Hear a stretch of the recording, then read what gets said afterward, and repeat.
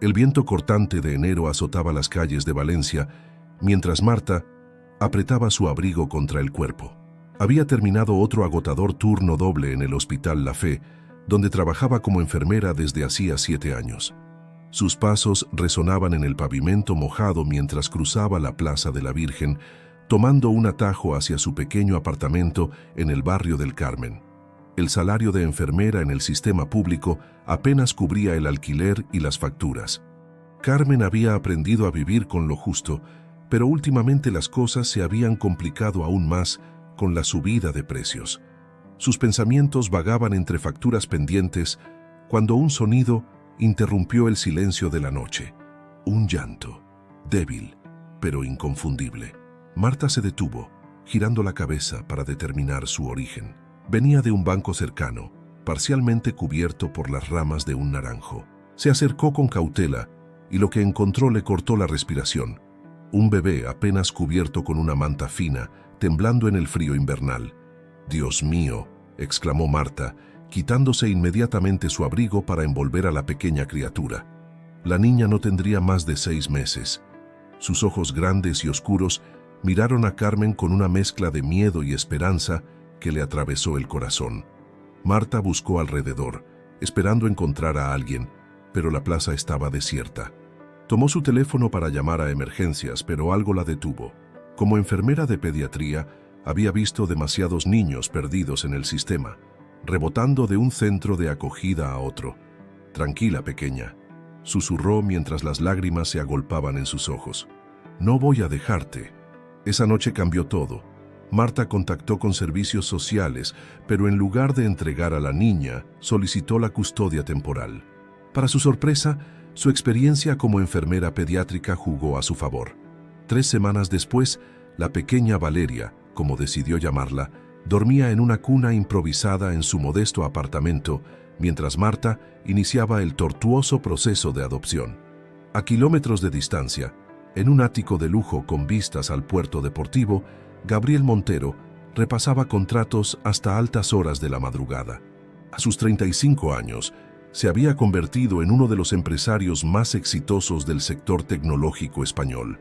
Su rostro apareció recientemente en la portada de Emprendedores, donde lo describían como brillante y despiadado. Lo que nadie sabía era que detrás de aquella fachada de éxito, Gabriel ocultaba una profunda herida. 5 años atrás, Elena, su prometida, había desaparecido sin dejar rastro. Estaba embarazada de 8 meses. Las investigaciones no llevaron a ninguna parte. Algunos decían que había huido, otros que había sufrido un accidente en su viaje a Barcelona. Alejandro contrató a los mejores investigadores privados, pero con el tiempo tuvo que aceptar que tal vez nunca sabría la verdad. El dolor lo transformó. Se refugió en el trabajo y construyó un imperio empresarial, pero a costa de su humanidad. Sus empleados le temían, sus socios le respetaban, pero nadie podía decir que le conociera realmente. 5 años después de aquella desaparición, un domingo de primavera, Gabriel caminaba por los jardines del Turia. Rara vez se permitía estos momentos de ocio, pero su médico había sido categórico. Su corazón no aguantaría otro año a ese ritmo. Sentada en el césped, Marta leía un libro mientras Valeria, ahora una niña de casi 5 años, jugaba con otros niños. La pequeña había crecido sana y feliz bajo su cuidado. La adopción finalmente se había concretado un año atrás, tras una batalla legal que casi deja a Marta en la ruina, pero cada sacrificio había valido la pena. «Mami, mira lo alto que puedo saltar», gritó Valeria, ejecutando un pequeño brinco que para ella significaba conquistar el mundo. Fue entonces cuando ocurrió. Gabriel pasaba cerca y su mirada se cruzó con la de la niña. Se detuvo como si hubiera recibido un golpe físico. Esos ojos tenían algo tan familiar que le provocó un escalofrío. El pequeño lunar en la mejilla derecha, la forma en que arrugaba la nariz al sonreír. Era como ver un fantasma, una versión infantil de Elena. Durante días, Gabriel no pudo sacarse esa imagen de la cabeza. Contrató a un investigador privado que no tardó en proporcionarle información. Marta Rodríguez, enfermera del Hospital La Fe, madre soltera de una niña adoptada, hacía aproximadamente un año. La niña había sido encontrada abandonada. Las fechas coincidían perfectamente. Una mañana lluviosa, Marta salía del hospital cuando un Audi negro se detuvo junto a ella. Gabriel Montero, a quien había visto ocasionalmente en las noticias económicas, estaba frente a ella con una expresión que mezclaba determinación y vulnerabilidad. «Señorita Rodríguez, necesito hablar con usted sobre Valeria», dijo con voz contenida. «¿Quién es usted? ¿Cómo conoce a mi hija?», respondió Marta instintivamente protectora. «Creo que Valeria es mi hija biológica», contestó él, «y puedo probarlo». El test de ADN no dejó lugar a dudas. Gabriel era el padre biológico de Valeria. Para Marta, fue como si el mundo se derrumbara bajo sus pies. Durante 5 años, había construido su vida alrededor de esa niña. Cada turno extra, cada noche sin dormir, cada euro ahorrado, todo había sido por Valeria. Los abogados de Gabriel no tardaron en presentar una demanda de custodia. Sus argumentos eran demoledores. Un padre biológico con recursos ilimitados frente a una madre adoptiva que apenas llegaba a fin de mes. Marta hipotecó su futuro para contratar a un abogado decente, pero incluso él le advertía que las probabilidades no estaban a su favor. «Ella ni siquiera sabe quién eres», le espetó Marta a Gabriel en una de las vistas preliminares.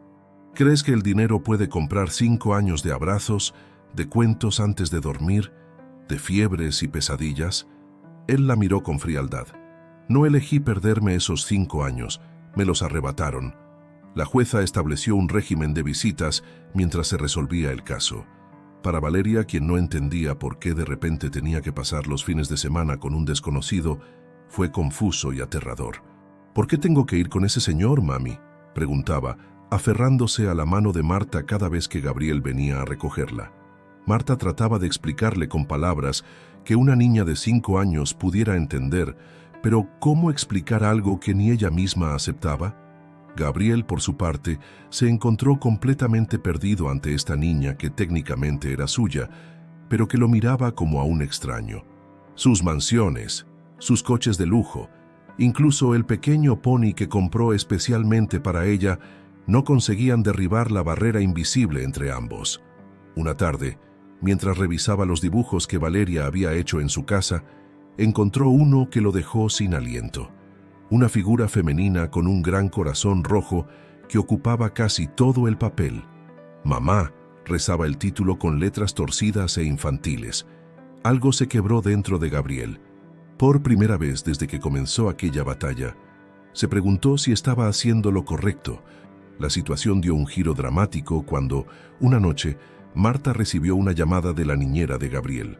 Valeria tenía fiebre alta y convulsiones. Para cuando llegaron al hospital, la niña apenas respondía a los estímulos. El diagnóstico fue devastador: meningitis bacteriana. Los médicos no podían prometer que sobreviviría a la noche. Marta, con su experiencia como enfermera, comprendía perfectamente la gravedad de la situación. Se instaló junto a la cama de Valeria, monitorizando cada cambio, hablándole constantemente aunque la niña no respondiera. Gabriel, por su parte, movilizó todos sus contactos para traer especialistas de Madrid y Barcelona. Durante 3 días y 3 noches, ambos permanecieron junto a Valeria, sin abogados, sin acusaciones, solo 2 personas unidas por el amor a una niña. Marta observó cómo Gabriel le leía cuentos a Valeria, cómo le sujetaba la mano con delicadeza, cómo le hablaba de lugares que visitarían cuando se recuperara. Una noche, mientras Valeria dormía bajo los efectos de la medicación, Gabriel rompió el silencio. «Elena murió en un accidente de coche camino a Barcelona», confesó con voz quebrada. «Nunca encontraron el cuerpo del bebé. Siempre mantuve la esperanza de que mi hija hubiera sobrevivido de alguna manera». Marta lo miró a los ojos por primera vez, sin hostilidad. «Yo la encontré en una plaza, envuelta en una manta, con las iniciales EM. Siempre me pregunté quién sería la madre que tuvo que abandonarla. Elena Martínez». Las piezas se encajaban finalmente. Al 5.º día, Valeria comenzó a mejorar. Su fiebre bajó y empezó a responder. Cuando finalmente abrió los ojos, vio algo que nunca había visto antes. Marta y Gabriel, sentados uno junto al otro, dormidos con las manos entrelazadas sobre su cama. Durante la convalecencia de Valeria, Marta y Gabriel llegaron a un acuerdo fuera de los tribunales. La custodia sería compartida. Valeria viviría principalmente con Marta, pero pasaría fines de semana alternos y vacaciones con Gabriel. Más importante aún, ambos se comprometieron a no separarse nunca más de la vida de la niña. Con el tiempo, Gabriel descubrió que había más satisfacción en ser padre que en cerrar el trato más lucrativo. Marta, por su parte, aceptó ayuda económica por primera vez en su vida, permitiéndose reducir sus turnos para pasar más tiempo con Valeria. 7 años después, Valeria celebraba su 12 cumpleaños rodeada de amigos en el jardín de la casa que Gabriel había comprado cerca del apartamento de Marta. Mientras observaba a los dos adultos que más quería en el mundo preparando la tarta juntos, Valeria comprendió que su familia no era como las demás, pero era perfecta a su manera. ¿En qué piensas, cariño?, preguntó Marta, acercándose con 3 platos de tarta. En que tengo mucha suerte, respondió la niña. Algunas personas no encuentran ni siquiera una persona que las quiera, y yo tengo 2. Marta sonrió y Gabriel, que acababa de unirse a ellas, pasó un brazo por los hombros de cada una. No, cielo, dijo él. Nosotros somos los afortunados. Muchísimas gracias por quedarte hasta el final. Esperamos que la historia de Marta, Gabriel y la pequeña Valeria haya tocado tu corazón. Si te ha emocionado este relato sobre el verdadero significado de la familia, no olvides suscribirte a nuestro canal y dejar tu me gusta. Nos ayuda enormemente a seguir creando. Cada día traemos nuevas historias que exploran las complejidades de las relaciones humanas. ¿Qué te ha parecido este giro inesperado en Valencia? ¿Crees que Carmen y Alejandro tomaron la decisión correcta?